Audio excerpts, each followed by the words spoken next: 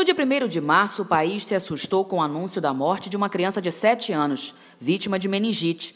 O menino era Arthur, neto do ex-presidente Lula. Arthur Lula da Silva foi vítima de meningite meningocócica, ou a meningite viral, uma das formas da doença.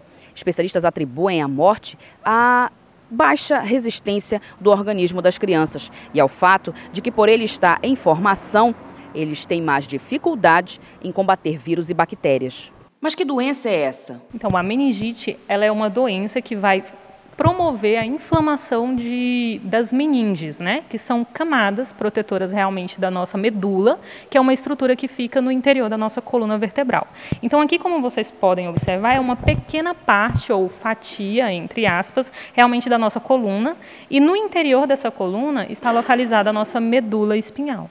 Ela, de certa forma, ela é revestida por camadas, e essas camadas protegem a nossa medula no interior da coluna. A meningite, como o próprio nome diz, todo o que termina em ite significa inflamação, é a inflamação dessas camadas. Então, essa inflamação pode ser causada ou por uma bactéria, ou por um vírus, ou também por um fungo específico. Entre os agentes infecciosos, as meningites bacterianas e as virais são as mais importantes do ponto de vista da saúde pública e também as que causam mais preocupação, devido à sua magnitude e capacidade de causar surtos, e no caso da meningite bacteriana, de causar a morte, com risco de 10% a 20% de evolução para o óbito. Em 2018, segundo o Ministério da Saúde, foram registrados 1.072 casos no país, com 218 mortes. Em 2017, no mesmo período, foram registrados 1.138 casos, com 266 mortes.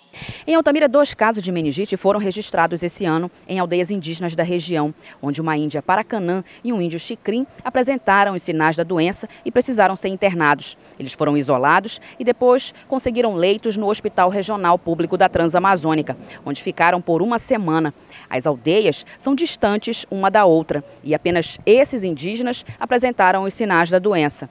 Essa semana, a índia Paracanã apresentou um agravamento do quadro e acabou não resistindo. Olha, possivelmente pode ter sido, às vezes, o contato de pessoas lá. A imunidade desses indígenas talvez não estivesse de maneira adequada, uma imunidade boa. Nós sabemos também que foi atingido crianças. É um fator de risco, então crianças abaixo de 5 anos estão mais suscetíveis realmente para o sistema imunológico ainda não estar tão maduro.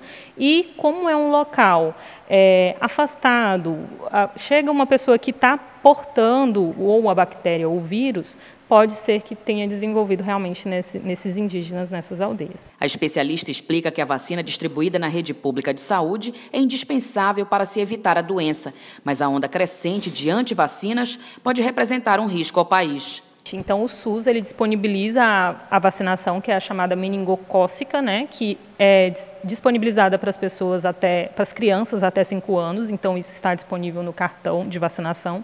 É obrigatório até as mães, né, se preocuparem com essa vacinação. Outra forma também, realmente, hábitos mais saudáveis de higiene, limpeza, evitar ambientes fechados. Tudo isso promove realmente a propagação do vírus ou bactéria e, consequentemente, a contaminação pelos mesmos.